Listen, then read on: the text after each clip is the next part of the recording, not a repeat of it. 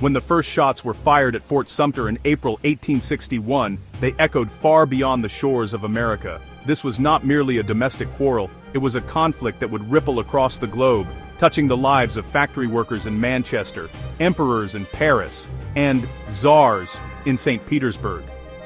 The American Civil War was a truly international event. The world did not just watch from the sidelines, it actively participated, debated, and schemed. Nations chose sides, not always openly, but their actions had profound consequences. For 4 long years, the future of the United States hung in the balance, and with it, the balance of global power.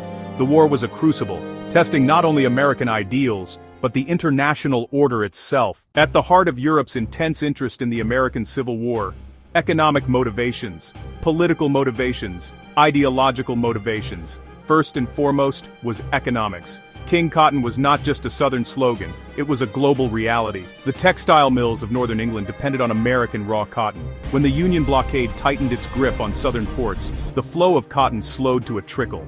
This cotton famine caused mass unemployment and social unrest. Manchester, Liverpool. That put immense pressure on the British government to act, even if it meant recognizing the Confederacy. Beyond cotton, there was the matter of global power. Great Britain was the world's superpower, and its decision on whether to recognize the Confederacy was the single most important diplomatic question of the war. From the very beginning, London's policy was a tightrope walk. On one side were powerful commercial interests and members of the upper class, who sympathized with the aristocratic free-trading South. They saw the Union as a protectionist, industrial rival, and the Confederates as kindred spirits. Prime Minister Lord Palmerston, Foreign Secretary Lord John Russell, contemplated intervention. They believed the South might be strong enough to secure its independence, and saw a potential strategic advantage in a friendly, cotton-producing nation in North America. This pro-Confederate sentiment was not just talk. It translated into material support that was crucial for the Southern war effort. The Confederacy had almost no industrial capacity or navy of its own. It turned to Britain. Clandestine deals were struck, and British shipyards, particularly in Liverpool, became the Confederacy's de facto naval base. In the autumn of 1861, the fragile peace between the United States and Great Britain was nearly shattered. The Confederacy, desperate for foreign recognition, dispatched 2 diplomats, James Mason, John Slidell, to London, to Paris. They slipped through the Union blockade and boarded the RMS Trent in Havana, Cuba. The ambitious captain of a Union warship, the USS San Jacinto, Captain Charles Wilkes, learned of their presence. Acting without orders, Wilkes intercepted the Trent on November 8, fired a shot across its bow, and boarded the ship, arresting the 2 Confederate envoys and taking them to Boston, news that sparked wild celebration in the North.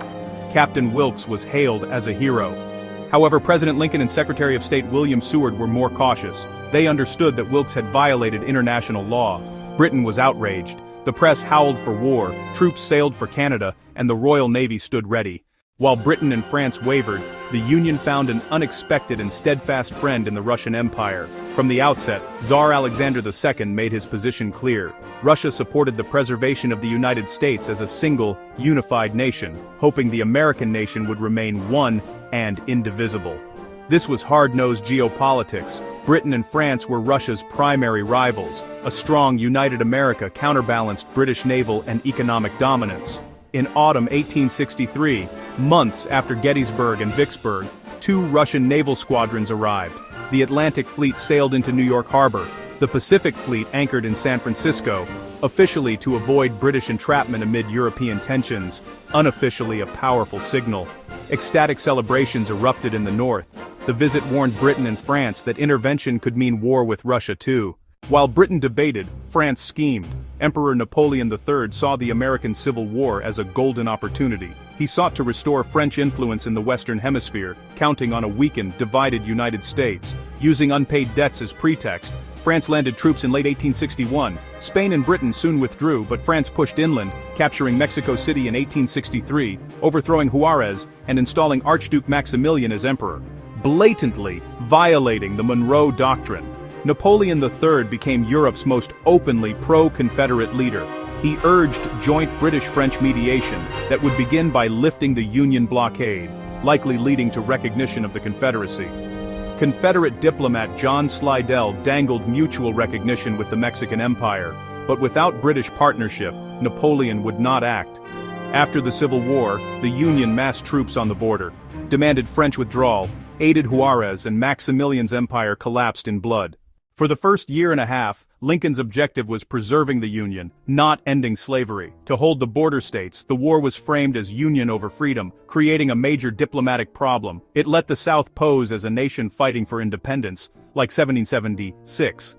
After Antietam, Lincoln seized the moral high ground.